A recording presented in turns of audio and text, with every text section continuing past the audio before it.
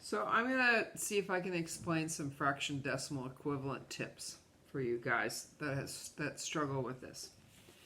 Okay, so there's some fractions that you should really know what the equivalent decimal is. So I'm going to write those down. So 1/3, 1/4, 1/2, 3/4. I'm going to put 2/3. Okay, so these are all fractions. The decimal equivalents of these you should just know because they're going to be super helpful. Oh, I suppose I should also do like 1/10 and 1/100. Those would all be good too. Okay, so 2/3 is 0.66 repeating. So it's if it keeps going 6, 6, 6, 6, 6, 6, 6. So you put a line over that showing that it just goes 6 forever. And then 1/3 is half of that, so it's 0.33 repeating. 1/4 is 0.25. 1/2 is 0.5. 3/4 is 0.75. 1/10 is 0.1. And 1/100th is 0.01. So it'd be really great if you just memorize these, but let me explain why these are the decimals that they are. So what this decimal really means for 1/2 is it's the same as 5/10. So because this is the tenths place and there's 5 of them, so 5/10, so 5 is half of 10, so that's why this is 1/2. Okay? And so that's easy. So then this one is also easy. So 1/10 is 0.1, and since this is the tenths place, there's only one of those, so that's the same as 1/10. This is the 100ths place, so this is the same as, is 1/100.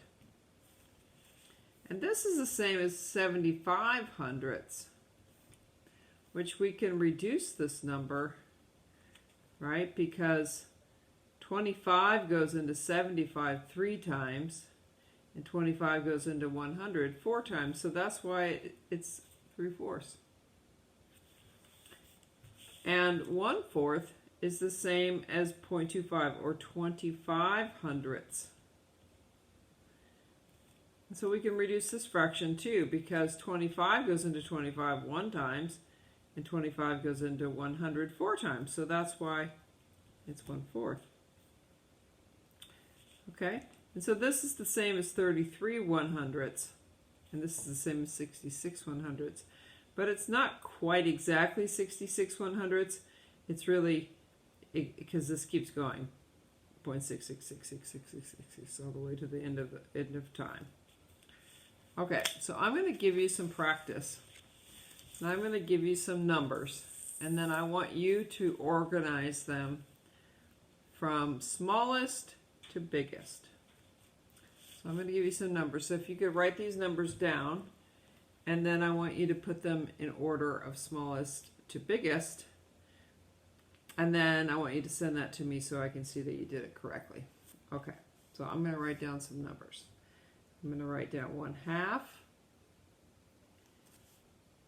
1/3, 4/5, 6/7, 7/8, 0.1, 0.01, 0.02, 1/10, 1/20, 1/50, 1/100th. Let's do some more. 1/4, 1/3, 4/5, 5/6. Let's do some more decimals. 0.33, 0.25, 0.5, 0.75, 0.66. Okay, so there's all the numbers. I want you to write all those down, and then I want you to put them in order of smallest to biggest. Now I'm going to give you a hint. When you have a fraction that has a pretty high denominator like 8, 7/8 means that you have 7 of those eighths, and an eighth is a pretty small little sliver. So this is going to be really close to 1. And it's going to be closer to 1 than 6/7, because a seventh is a little bit of a bigger section than an eighth is. So 6/7 would be a little bit smaller than 7/8, because 7/8 is practically 1, because it's only 1/8 from being 1. So go ahead and put these in order from smallest to biggest, and then take a picture when you're done of all these numbers in the order of smallest to biggest, and then just email that to me, and then I can see, I'll let you know if you did it correctly. Okay? All right.